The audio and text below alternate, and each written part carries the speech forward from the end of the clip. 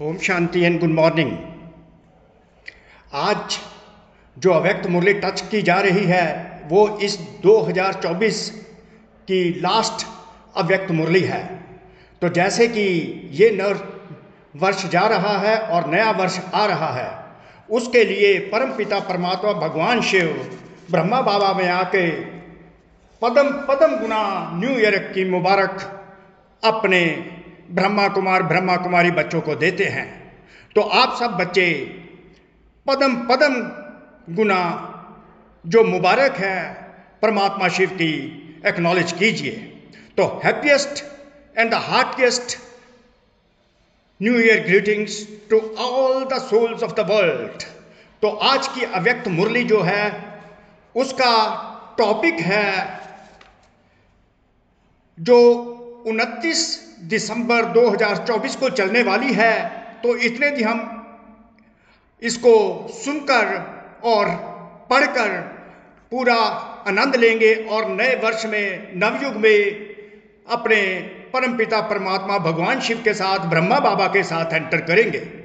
तो इस तरह हम अपने आप को कैसे रिजुविनेट करते हैं on the eve of this new year. तो and the inception of the 2025, that is the new year। तो टॉपिक है इस नए वर्ष में सर्व खजाने सफल कर सफलता मूरत बनने की विशेषता दिखाओ। तो नए वर्ष में आते ही परमात्मा शिव ने ब्रह्मा बाबा के साथ मिलकर उनकी भरगुटी में बैठकर बाप दादा के रूप में हमको एक न्यू ईयर का काम दे दिया 2025 का। वो उन्होंने कहा जो जो मैंने खजाने आपको दिए हैं, समय का खजाना दिया है, श्वास का खजाना दिया है, संकल्पों का खजाना दिया है, शक्तियों का खजाना दिया है, गुणों का खजाना दिया है, ज्ञान का खजाना दिया है, इन सब को सफल करके सफलता मूर्त बनाने की विशेषता 2025 में दिखानी है।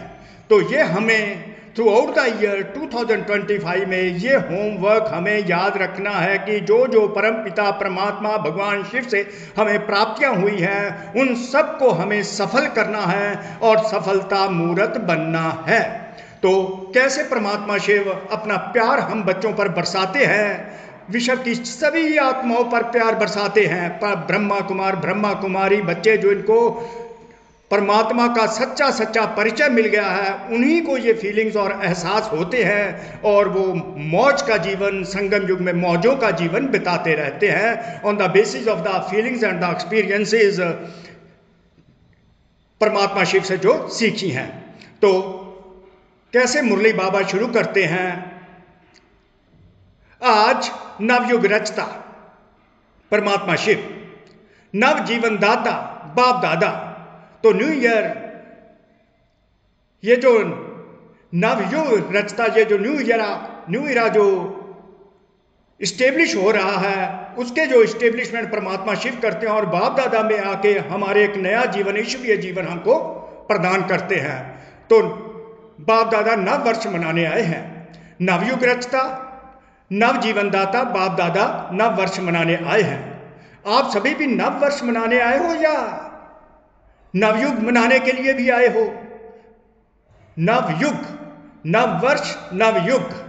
नव वर्ष तो सभी मनाते हैं, लेकिन आप सभी नव जीवन, नवयुग और नव वर्ष तीनों ही मना रहे हो। दुनिया वाले तो इस स्थूल दुनिया में हम देखते हैं कि वो नव वर्ष मनाने आए हैं, पर ब्रह्मा कुमारी परमात्मा शिव के जो स्पेशल बच्चे हैं इस संगम युग पर, जो परमात्मा शिव से संस्कारों को परिवर्तन करके एक नए संसार की स्थापना कर रहे हैं, वो नव वर्ष ही नहीं मना रहे, वो उनको एक नया जीवन मिला है, उसको सेलिब्रेट कर रहे हैं। और नया नवयुग जो है सतयुग, उसको सेलिब्रेट कर रहे हैं और नए वर्ष तीनों को सेलिब्रेट कर रहे हैं। और तीनों की परमात्मा शिव मुबारक हम बच्चों को देते हैं। इसलिए परमात्मा कहते हैं त्रिमूर्ति मुबारक हो। त्रिमूर्ति, नव जीवन की एक मुबारक, नव युग की मुबारक, नव वर्ष तीनों की मुबारक। बाप दादा भी त्रिमूर्ति मुबारक दे रहे हैं। तो तीन मुबारक बाबा ने हमको दे दी। तो दुनिया वालों को तो एक सिंपल मुबारक मिल रही है, एक पल दो पल के लिए, तो परमात्मा ने हमें सदा के लिए त्रिमूर्ति मुबारक दे दी, नए जीवन की मुबारक दे दी, नवयुग की मुबारक दे दी, नव वर्ष की मुबारक दे दी। तो हम कितने परमा पदम भाग्यशाली बच्चे हैं जो स्वयं परमात्मा शिव हमारा न्यू ईयर सेलिब्रेट करने आ गए हैं, न्यू लाइफ सेलिब्रेट करने आ गए हैं और न्यू ईयर सेलिब्रेट करने आ रहे हैं, और कंग्रेचुलेशंस की जो है बारिश हम पर करते जा रहे हैं। नव वर्ष की एक दो को मुबारक देते हैं और साथ में कोई ना कोई गिफ्ट भी देते हैं। हम दुनिया में देखते हैं कि नव वर्ष की जब सेलिब्रेशन होती हैं एक दूसरे को गिफ्ट देते हैं, पर यहाँ पर परमात्मा शिव के साथ हम आत्माएं परमात्मा शिव के साथ नया वर्ष, नवयुग और नवजीवन सेलिब्रेट कर रहे हैं। तो परमात्मा शिव हमारे लिए क्या गिफ्ट लेकर आए हैं। लेकिन बाप दादा ने आप सबको कौन सी गिफ्ट दी? गोल्डन दुनिया की गिफ्ट, सतयुग की गिफ्ट परमात्मा हमारे लिए लेकर आए हैं। क्या ऐसी गिफ्ट दुनिया को याद है कि गोल्डन दुनिया की गिफ्ट भी कुछ स्पेशल बच्चों को मिलती है? तो गोल्डन दुनिया की गिफ्ट आप सब स्वीकार कीजिए, उस गोल्डन दुनिया में चले जाइए, जो उसको रियलाइज कीजिए, उसको एक्सपीरियंस कीजिए। सभी को गोल्डन दुनिया की गिफ्ट मिल गई है ना? जिस गोल्डन दुनिया में नवयुग में सर्व प्राप्तियां हैं, हर प्रकार की प्राप्ति है, वहां पर कोई भी ऐसी वस्तु नहीं है जो उस समय देवी देवताओं के नवयुग गोल्डन दुनिया में ना हो। किसी प्रकार की कमी नहीं है, अपर्याप्त नहीं कोई वस्तु देवताओं के खजाने में, सिमिलर संगम युग में अप्राप्त नहीं वस्तु कोई ब्राह्मणों के खजाने में, वही कन्वर्ट हो जाते हैं ब्राह्मण देवता बनकर। तो अप्राप्त नहीं कोई वस्तु ब्राह्मणों के खजाने में, देवताओं के खजाने में। सभी को गोल्डन दुनिया की गिफ्ट मिल गई है ना? जिस गोल्डन दुनिया में नवयुग में सर्व प्राप्तियां हैं। याद है अपना राज्य? बाबा क्वेश्चन करते हैं। कोई अप्राप्ति का नाम निशान नहीं है। ऐसी गिफ्ट सिवाय बाप दादा के और कोई दे नहीं सकता। तो गोल्डन दुनिया की, सतयुग की गिफ्ट स्वयं परमात्मा के सिवा कोई नहीं दे सकता। सारे विश्व में अगर कोई बड़े से बड़ी सौगात देंगे तो भी क्या देंगे? बड़े से बड़ा ताज व तख्त दे देंगे। जब स्थापना हुई थी, जे संगम युग की स्थापना हुई थी, उस समय जो आत्माएं थी बिगनिंग में आई, तब आदि में ही ब्रह्मा बाप बच्चों से पूछते थे, अगर आपको आजकल की कोई रानी ताज और तख्त देवे तो आप जाएंगे? तो आदि में जो आत्माएं परम पिता परमात्मा ब्रह्मा बाबा के साथ जो थी, याद है ना? तो ये क्वेश्चन पूछते थे कि कोई रानी आपको ताज और तख्त देवे तो आप यहाँ से चले जाएंगे? तो बच्चे कहते थे, उस तख्त और ताज को क्या करेंगे? जब बाप मिल गया, परमात्मा शिव मिल गया, भगवान शिव मिल गए, भोलेनाथ मिल गए, तो उस ताज और तख्त को क्या करेंगे? तो इस गोल्डन वर्ल्ड की गिफ्ट के आगे कोई भी गिफ्ट बड़ी नहीं हो सकती। सतयुग की गिफ्ट के आगे परमात्मा शिव द्वारा, जो भगवान द्वारा हमें गिफ्ट मिल रही है, उसके सामने दुनिया की कोई भी गिफ्ट कंपैरिजन में कुछ भी नहीं है। कई बच्चे पूछते हैं क्या क्या प्राप्ति होगी? तो बाप दादा कहते हैं प्राप्तियों की लिस्ट तो बच्चे लंबी है, लेकिन सार रूप में क्या कहेंगे? अप्राप्त कोई नहीं वस्तु, अप्राप्त कोई नहीं वस्तु जो जीवन में चाहिए, जो जीवन में हमें जो जो वस्तु चाहिए उसकी कोई इनसफिशिएंसी नहीं है, सब प्राप्तियां होंगी। तो सभी ऐसी गोल्डन गिफ्ट की अधिकारी आत्माएं हो। अधिकारी हैं ना? डबल विदेशी अधिकारी हैं। बाबा डबल विदेशियों से पूछते हैं, तो आप अधिकारी आत्माएं हैं ना इस गोल्डन गिफ्ट की? सभी राजा बनेंगे, सभी राजा बनेंगे ना? तो इतने तख्त तैयार करने पड़ेंगे। जो सभी आत्माएं अगर राजा बन जाती हैं तो इतने तख्त तैयार करने पड़ेंगे। बाप दादा कहते हैं वह तख्त तो तख्त है, सतयुग का तख्त तो तख्त है ही है, सर्व प्राप्ति भी वहां पर है। अप्राप्त कोई नहीं वस्तु देवताओं के खजाने में, पहले संगम पर ब्राह्मणों के खजाने में अप्राप्त नहीं, उसका रिजल्ट मिल जाता है संगम पर। लेकिन इस संगम का साम्राज्य उससे कम नहीं है। बाबा कंपेयर करते हैं संगम के साम्राज्य को और गोल्डन दुनिया के साम्राज्य को। तो बाबा कहते हैं जो संगम युग का साम्राज्य है उसका भी कंपैरिजन जो है उससे कम नहीं है। अभी भी राजा हो ना, प्रजा हो या रॉयल फैमिली हो, क्या हो, एक ही बाप है जो फलक से कहते हैं एक ही बाप है जो फलक से कहते हैं कि मेरा एक एक बच्चा राजा बच्चा है। देखिए स्टेटमेंट अंडरलाइन कीजिए कि मेरा एक एक बच्चा राजा बच्चा है। इतना विशाल दिन दुनिया में किसी मनुष्य आत्मा का नहीं जिसके ये महावाक्य हो सके। इसी के लिए कहते हैं भगवान शिव हमको पढ़ाते हैं, ये भगवान का ज्ञान है, ना कि किसी मनुष्य आत्मा को। किसी मनुष्य आत्मा में इतनी ताकत नहीं वो कह सके कि मेरा एक एक बच्चा राजा बच्चा है। बाबा पूछते राजा हो ना, राजयोगी हो कि प्रजा योगी हो? इस समय सब तख्त नशीन सब राज्य अधिकारी राजा बच्चे हैं। तो यहां पर सम्मान ले लिए, मैं एक दिल तख्त नशीन आत्मा हूं, बाप दादा की दिल तख्त नशीन आत्मा हूं, सब राज्य अधिकारी आत्मा हूं। जो आज मैं सब राज्य अधिकारी आत्मा हूं, भविष्य जन्म में सतयुग में विश्व राज्य अधिकारी बनने वाला राजा हूं। इतना रूहानी नशा रहता है, इतना रूहानी नशा रहता है ना, क्योंकि इस समय के स्वराज्य से ही भविष्य का राज्य पद प्राप्त होगा। इस समय की स्वराज्य अधिकारी आत्मा ही भविष्य में विश्व राज्य अधिकारी प्राप्त होती हैं। तो ये नशा संगम पर नहीं टूटना चाहिए कि फ्यूचर में हम विश्व राज्य के अधिकारी बनेंगे। आज हम सब राज्य अधिकारी हैं, कल आने वाले समय में हम भविष्य राज्य अधिकारी बनेंगे। तो ये रूहानी नशा मेंटेन रहना चाहिए, कंटिन्यू रहना चाहिए, कांस्टेंट रहना चाहिए। ये संगम युग बहुत बहुत श्रेष्ठ अमूल्य है। संगम को बाप दादा और सभी बच्चे जानते हैं। संगम की महिमा होगी। खुशी खुशी में संगम को क्या नाम देते हैं? मौजों का युग। क्यों?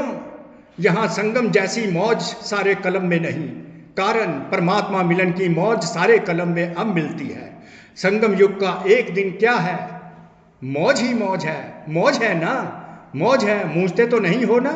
हर दिन उत्सव है, क्योंकि उत्साह है अंडरलाइन। संगम युग में बीके बच्चों का, ब्राह्मण बच्चों का हर दिन उत्सव है, हर दिन सेलिब्रेशन है, क्योंकि उमंग उत्साह से भरपूर रहते हैं। परमात्मा शिव ने बच्चों में उमंग उत्साह की एक नई एनर्जी भर दी हुई है। उमंग है, उत्साह की सरब भाई बहनों को परमात्मा पिता का बनाए। सेवा का उमंग उत्साह रहता है ना, सेवा का उमंग उत्साह रहता है ना। यह करें, यह करें, यह करें, प्लान बनाते हो ना, क्योंकि जो श्रेष्ठ प्राप्ति होती है तो दूसरों को सुनाने के बिना नहीं रह सकते हैं। इसी संगम युग की प्राप्ति गोल्डन वर्ल्ड में भी होगी। जो संगम युग की प्राप्तियां इस समय हम अनुभव करते हैं, उसका रिजल्ट, जो उसका कॉन्सिक्वेंसेस हमको गोल्डन दुनिया में सतयुग में भी मिलेंगे, स्वर्णिम भारत में भी मिलेगा। अभी के पुरुषार्थ की प्रारब्ध भविष्य गोल्डन वर्ल्ड है। जो आज हम एफर्ट्स करते हैं, आज हम अपनी आत्मा को श्रेष्ठ बनाते हैं, उसका रिजल्ट हमें गोल्डन वर्ल्ड में भविष्य में फ्यूचर में मिलता है। तो संगम युग बहुत अच्छा लगता है या सतयुग अच्छा लगता है? बाबा कंपेयर कर रहे हैं, सतयुग अच्छा लगता है कि संगम युग लगता है? मौजों का जीवन है, एक एक पल मौज का जीवन है। हम सेलिब्रेट करते रहते हैं, एंथुसियाज्म से भरे रहते हैं, उमंग उत्साह से भरे रहते हैं। तो ये शक्ति परमात्मा शिव ने हमको उमंग उत्साह की संगम पर दी हुई है, जिसका कॉन्सिक्वेंस, जिसका फ्रूट हम सतयुग में प्राप्त करते हैं, अनुभव करते हैं, सतयुगी दुनिया को एंजॉय करते हैं। कई बच्चे सहज योग को मुश्किल बना देते हैं, नहीं लेकिन बना देते हैं, है नहीं, सहज क्या है? सहज है। सहज योग को मुश्किल बना देते हैं। वास्तव में बहुत सहज। मुश्किल लगता है क्या? जिसको मुश्किल लगता है वो हाथ उठाओ। सदा नहीं, कभी कभी मुश्किल है क्या, या सहज है? जो मुश्किल योगी हैं वो हाथ उठाओ। माताएं, मुश्किल योगी हो या सहज योगी, कोई मुश्किल योगी है? कोई हाथ नहीं उठा रहा। सारी सभा में हाथ कैसे उठाएंगे? जय शिव बाबा की जय, ब्रह्मा बाबा। सभी बच्चे फलक से कहते हैं मेरा बाबा। मेरा बाबा की दादियों का बाबा है, मेरा बाबा है ना। हर एक कहेगा पहले मेरा। ऐसे है क्या?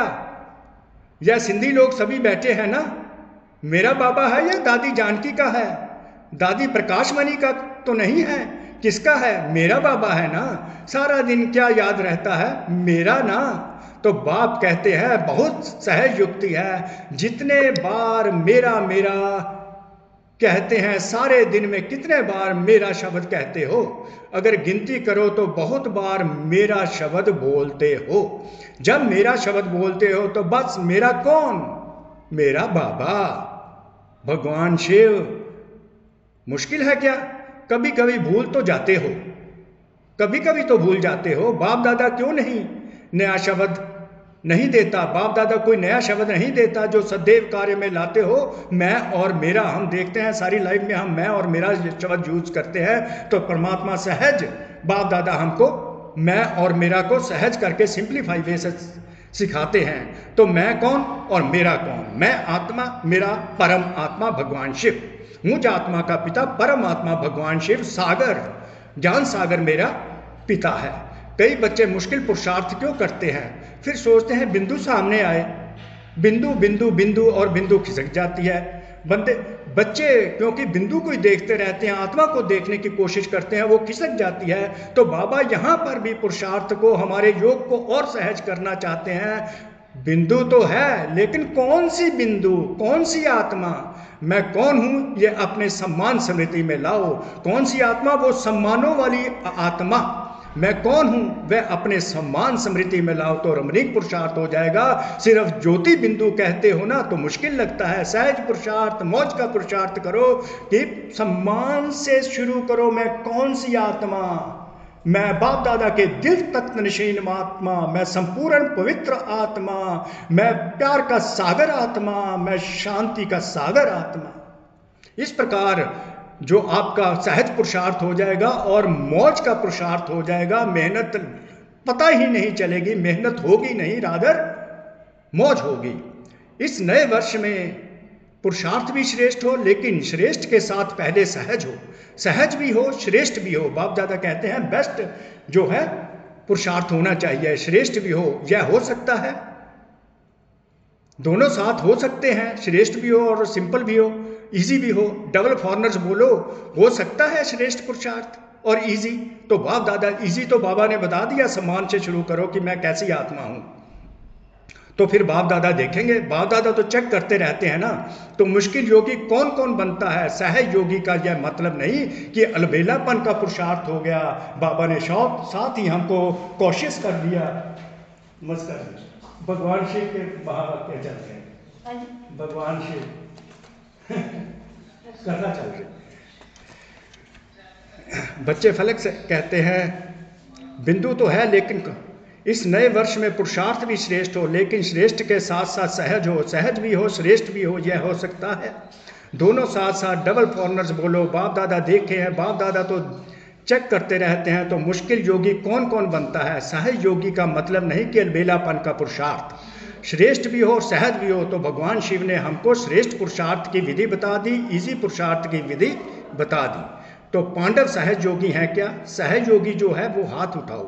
देखना टीवी में आ रहा है, मुबारक हो। तो यह वर्ष कोई के आगे कोई मुश्किलात नहीं आएगी, क्योंकि सहज योगी हैं। अलबेला नहीं बनना।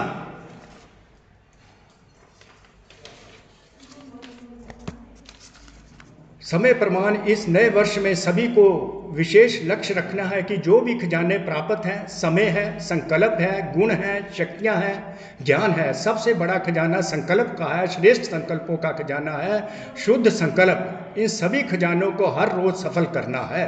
खूब बांटो, दाता के बच्चे मास्टर दाता बनो।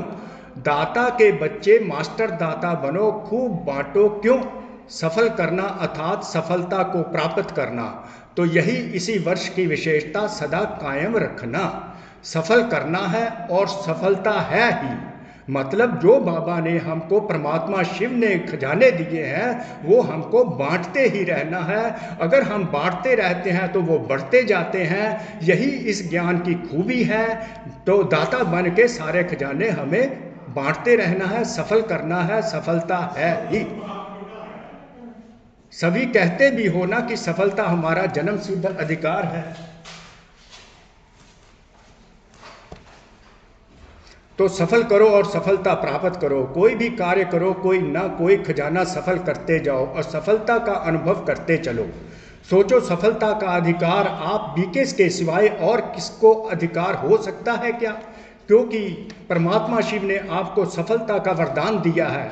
परमात्मा शिव सदा कहते हैं कि एक एक ब्राह्मण आत्मा सफलता का सितारा है, सफलता स्वरूप है। तो बाबा हमको सफलता स्वरूप में देखना चाहते हैं। An embodiment, an image of success an image of success. सफलता के सितारे हो या मेहनत के सितारे हो, बाप दादा सभी बच्चों को सफलता का सितारा इसी सब रूम में देखते हैं। याद है ब्रह्मा बाबा ने आदि में कितने समय में सब कुछ सफल किया, अंत तक अपना समय सफल किया। चाहे कर्मातीत भी बन गए फिर भी कितने पत्थर लिखे, समय सफल किया ना। लास्ट दिन भी मुख से महावाक्य उच्चारण किए, लास्ट दिन तक समय सफल किया, इसलिए सफलता को प्राप्त हो गए। तो फॉलो फादर। वास्तव में संगम युग का एक एक संकल्प, एक एक सोच, एक एक सेकंड सफल करना ही सफलता मूर्त बनना है। अंडरलाइन। सभी निश्चय से कहते हैं ना कि ब्रह्मा बाप से तो हमारा बहुत प्यार है, तो प्यार की निशानी है जो बाप को प्रिय था वह बच्चों को प्रिय हो। समय संकल्प और सर्व खजाने सफल हों, व्यर्थ नहीं हो। प्यार की निशानी फॉलो फादर। ब्रह्मा बाप ने विशेषता क्या दिखाई, जो सोचा वह सेकंड में किया। सिर्फ सोचा नहीं, सिर्फ प्लान नहीं बनाया, प्रैक्टिकल में करके दिखाया। तो ऐसे है फॉलो फादर करने वाले हैं ना। अच्छा, तो इस वर्ष बाबा हमको लक्ष्य क्या देते हैं, सफल करो, सफलता है ही। तो जो खजाने परमात्मा ने दिए उनको हमें बांटना है, दाता बन के उनको बांटते रहना है और सफल करते जाना है। सभी ने पक्का किया सफल करना है, व्यर्थ नहीं। संगम युग समर्थ युग है, सफलता का युग है, व्यर्थ का नहीं। व्यर्थ के 63 जन्म समाप्त हुए, अब यह छोटा सा युग सफल करने का युग है। अगर सफल करेंगे तो भविष्य में भी आधा कल्प, अंडरलाइन, अगर इस समय खजानों को सफल करेंगे तो प्राप्ति क्या होगी, आधा कल्प का पूरा समय राज्य अधिकारी बनेंगे। अंडरलाइन। अगर कभी कभी सफल करेंगे तो राज्य अधिकारी भी कभी कभी बनेंगे। समय सफल की प्रारब्ध यह है। स्वास्थ्य सफल करेंगे तो 21 जन्म ही स्वस्थ रहेंगे। चलते चलते हार्ट फेल नहीं होगी। किसकी हार्ट रुक जाती है, किसकी नालियां बंद हो जाती हैं, वह नहीं होगी। ज्ञान के खजाने को भी सफल करो। तो ज्ञान का अर्थ है समझ। वहां इतने समझदार बन जाएंगे कि मंत्रियों की जरूरत ही नहीं पड़ेगी, ज्ञान की समझ इतनी बढ़ जाएगी अगर आज ज्ञान के खजाने को सफल करेंगे तो। आजकल तो देखो शपथ लेते ही पहले मंत्रिमंडल बनाते हैं, वहां साथी होंगे, मंत्री नहीं होंगे। सतयुग में रॉयल फैमिली हर एक दरबार में बैठने वाले ताजधारी होंगे। रॉयल फैमिली कम नहीं होगी, चाहे तख्त पर नहीं बैठेंगे लेकिन मर्तबा जो स्टेटस होगा एक ही जैसा होगा। इसलिए यह नहीं सोचो कि तख्त नशीन बहुत थोड़े बनेंगे, लेकिन आप लोग भी राज दरबार में राज्य अधिकारी के रूप में होंगे। आपके सिर पर ताज होगा और आपका पूरा अधिकार होगा। तो क्या बनेंगे, नंबर 1 व नंबर वार। क्या बनेंगे, नंबर वार बनेंगे या नंबर 1 बनेंगे। तो क्या क्या करना पड़ेगा पता है, हिम्मत दिखाई है, यह बहुत अच्छा है। लेकिन नंबर 1 बनने के लिए पहले विन करना पड़ेगा। कर रहे हैं ना, करेंगे, यह नहीं करना, कर रहे हैं, दूसरे भी सुन रहे हैं। तो आपके पास खजाने बहुत हैं। गुणों का खजाना कितना बड़ा है, शक्तियों का खजाना कितना बड़ा है।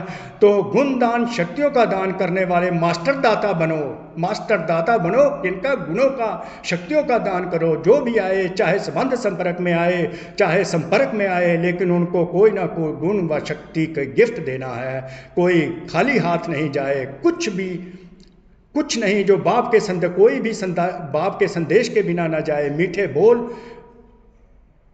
बाप के परिचय के मीठे बोल दे दो, वह मीठे बोल भी गिफ्ट देना है। दुनिया वाले तो कोई भी उत्सव होता है ना तो एक दो को मीठा मुंह कराते हैं, लेकिन बाप दादा कहते हैं मुख मीठा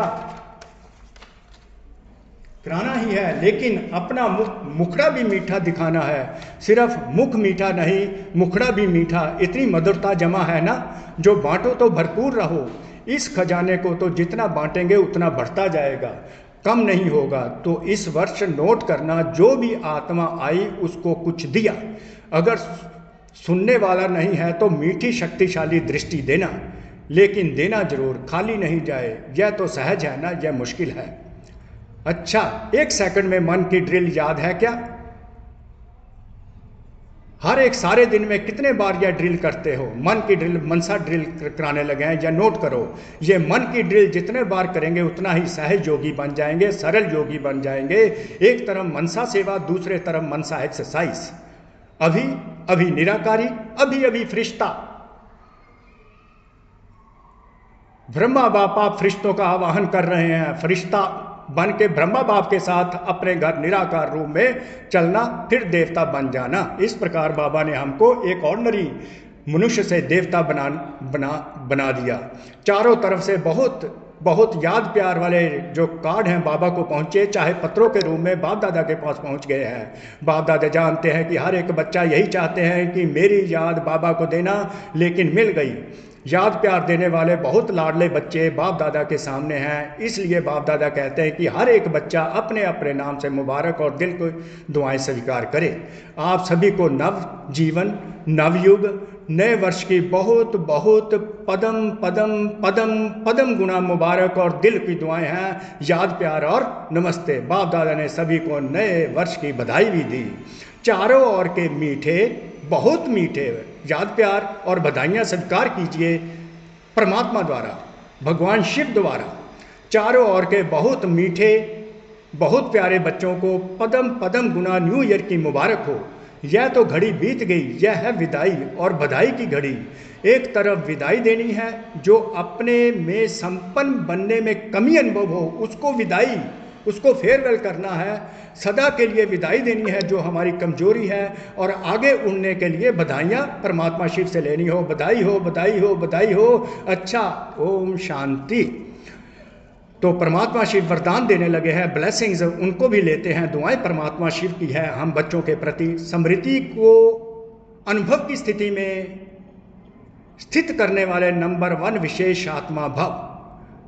सभी ब्राह्मण आत्माओं के अंदर संकल्प रहता है कि हम विशेष आत्मा नंबर 1 बने, लक्ष्मी नारायण बने, लेकिन संकल्प और कर्म में, संकल्प में और उसकी इम्प्लीमेंटेशन में, एक्शन में अंतर पड़ जाता है। तो परमात्मा उस अंतर को समाप्त करने के लिए कहते हैं स्मृति को फीलिंग में लाना है, एक्सपीरियंस में लाना है। अगर नंबर 1 आत्मा लक्ष्मी नारायण बनते हो तो लक्ष्मी नारायण के ज्ञान गुण शक्तियाँ जो है, निराकारी, निर्विकारी, निरहंकारी, हिंसा परमो धर्मा जो है, 16 कला संपूर्ण, उसको प्रैक्टिकल में लाना है। जैसे सुनना, जानना याद रहता है, ऐसे समय को उस अनुभव की स्थिति में लाना है। स्थिति हमारी अनुभव की बन जाए कि हम लक्ष्मी नारायण हैं, उसके हिसाब से हमारा व्यवहार होना चाहिए, दिव्य गुणों के आधार पर होना चाहिए, निर्विकारी होना चाहिए, निरहंकारी होना चाहिए। इसलिए समय के और समय के महत्व को जान, मन और बुद्धि को किसी भी अनुभव की सीट पर सेट कर लो तो नंबर 1 विशेष आत्मा बन जाएंगे।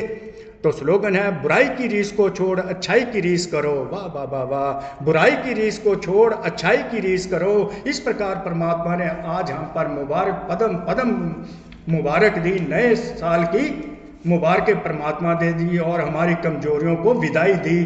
तो हमारे पुरुषार्थ को सहज बता दिया और श्रेष्ठ बता दिया, और सर्व खजानों को कैसे सम्मान में रहकर सफल करना है। तो आप सबको भी heartiest congratulations for the on the new year.